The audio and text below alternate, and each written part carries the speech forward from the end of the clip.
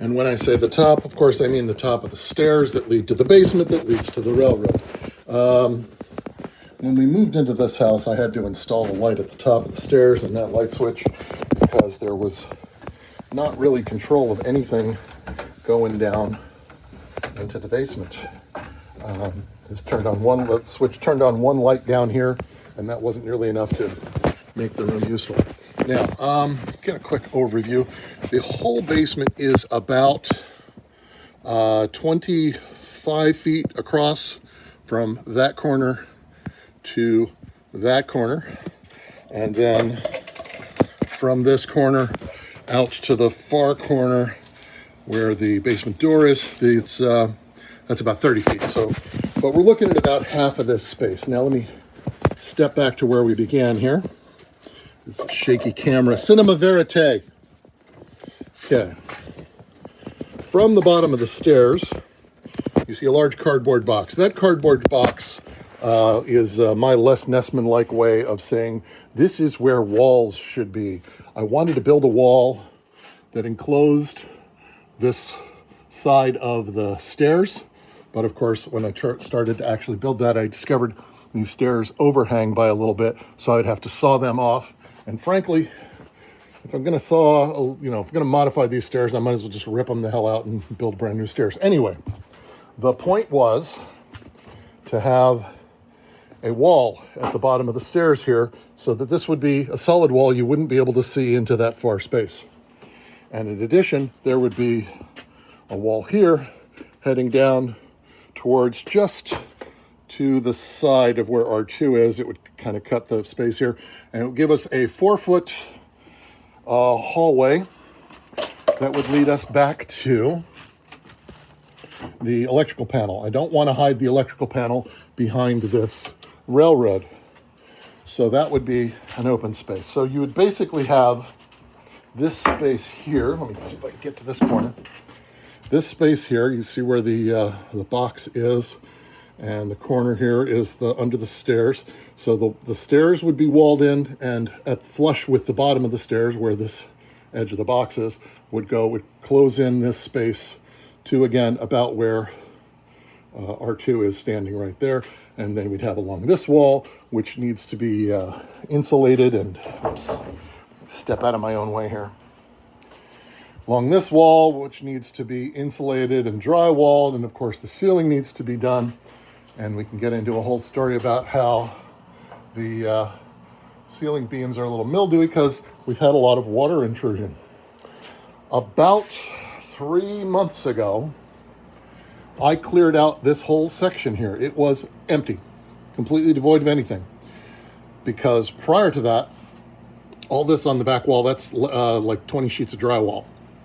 And that was laying on the floor, actually on some 2x4s, but laying down on the floor under where this railroad is. And then that railroad, which is a simple Lionel twice around dog bone, technically not a twice around, but it's a folded dog bone is what it is.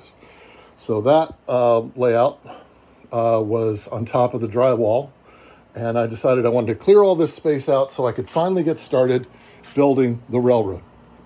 I cleared all this space, pulled a bunch of extra bookshelves from my collection of toys off the walls, placed those bookshelves under where the railroad sits. Of course, I put all the drywall against that wall over there, put the bookshelves down under here, put the railroad on top of that, took all this crap from this side of the room and placed it over there against this wall.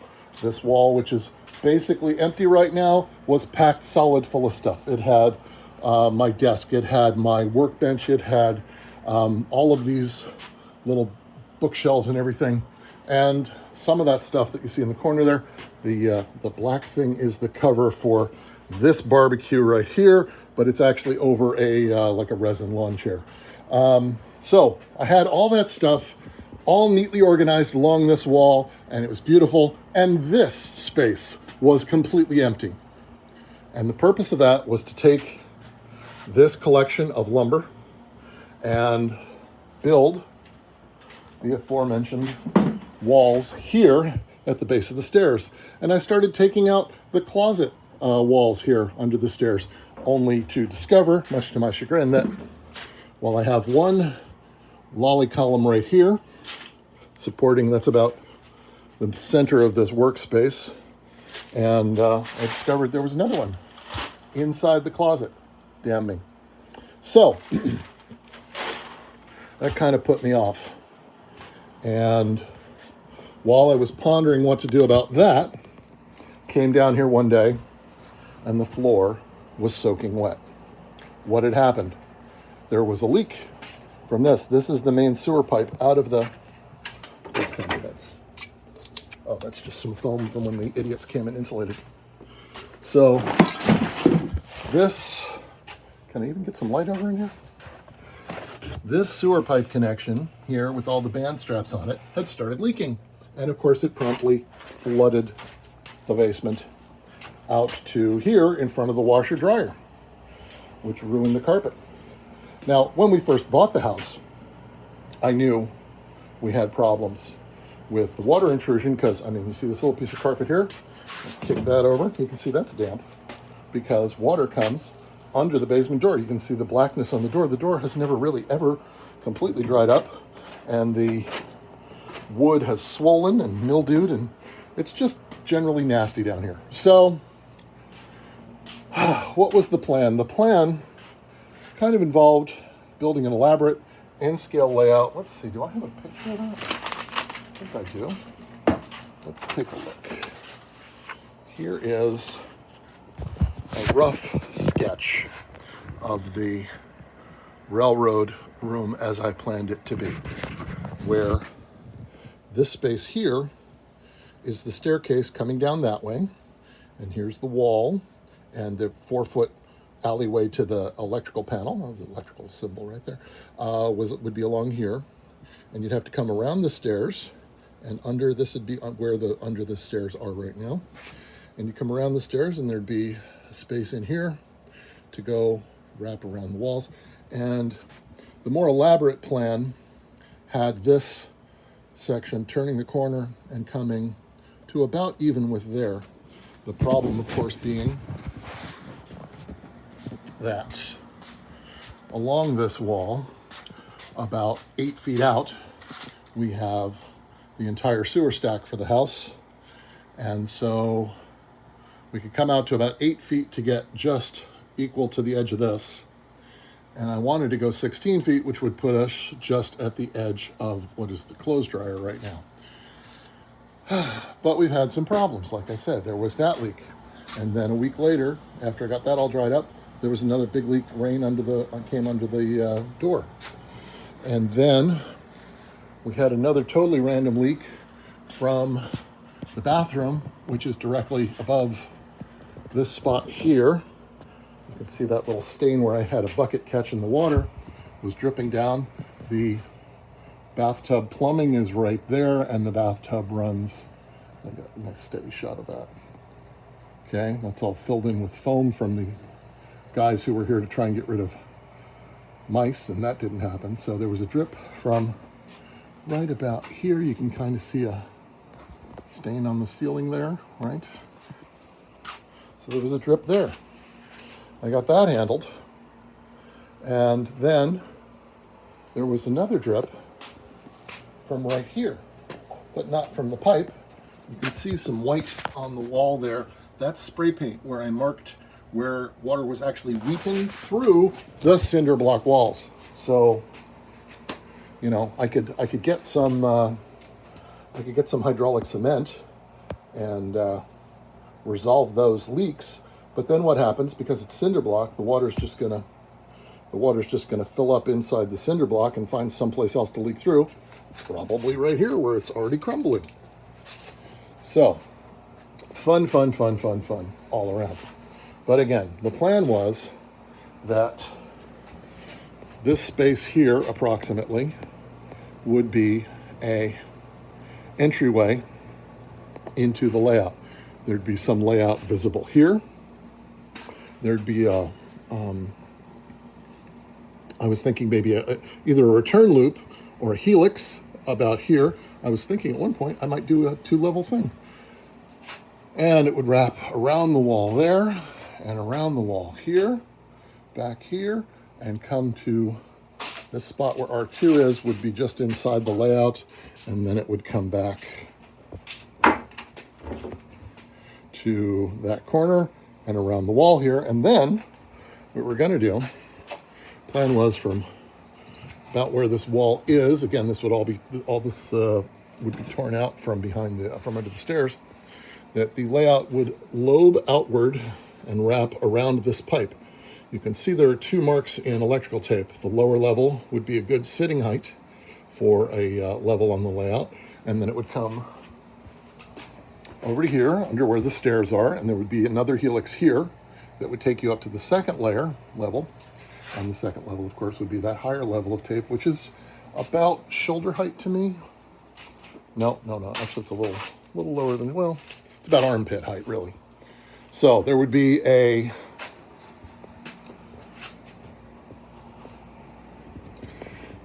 helix loop, return loop in this general area that would loop out around this pipe, and it would come out just far enough past the pipe that it would leave me with about a 4-foot wide walkway. The plan, again, for all the stuff along the walls would be about 2 feet deep. So it would come around the pipe and then in to here and then back to there. So I think I figured out it was a linear run of about 120 feet, including both levels. And the plan, of course, was double track mainline, because what I'd really like to see is 2 trains running at all times while people are going around switching. Let's see, the drum kit just showed up recently because my son, who moved to New York, was sharing an apartment with some guys in New Jersey before he moved to New York, didn't take all this stuff with him. And when they moved out of that place into a new place, they were like, hey, we're going to bring the rest of your son's stuff and dump it in your basement. Now, what is my history of railroading? I've already shown you the, this is a 4x8 folded dog bone, based on a based on a Callenbach plan. You can see I've got 2 locomotives on the railroad. This was the Littlest Pet Shop playset, which I picked up several winters ago at Ollie's for $50. And somewhere over here I have a Thomas the Tank Engine locomotive, but for the life of me I can't see them at the moment. So there's that. That layout was built somewhere since we moved into this house in late 2020, I guess, October of 2020. This is a 3x6 version of the Atlas scenic and relaxed layout that, if you're familiar with the plan, you will notice that I have modified extensively by double tracking it. You can see across the bridge there, everything's double tracked around here, comes down here. Started to do some ballast work. I was quite proud of my ballast work at one point. And then this is all Atlas. It's all Atlas Flex Track with just a couple of pieces for, the only non-Atlas pieces are the only non-Flex Track pieces are the switches and, well, the re-railers. I have a bunch of re-railers because this area here was originally going to be in a tunnel. I thought it'd be good to have the tunnel just be full of re-railers. Now over here we have a nice little fiasco because a few days ago I decided I was going to replace a switch that was here that the points had broken free from the throw rod because these Atlas switches are a skosh delicate. So I was in the middle of filming a video about how to replace a switch, I started out with a new inbox switch and a curved Atlas code 55, and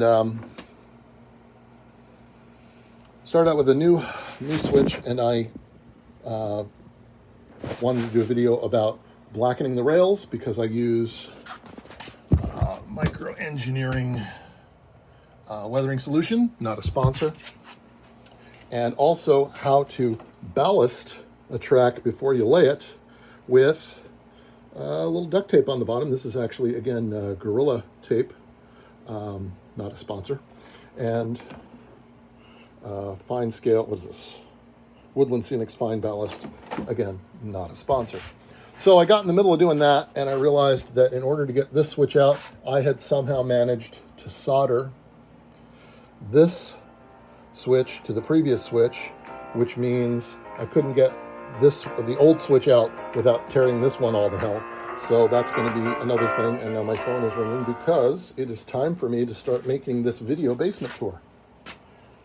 So here's another little project I was working on. I had the great idea I was going to take some twigs and jam them in here under these to look like trees.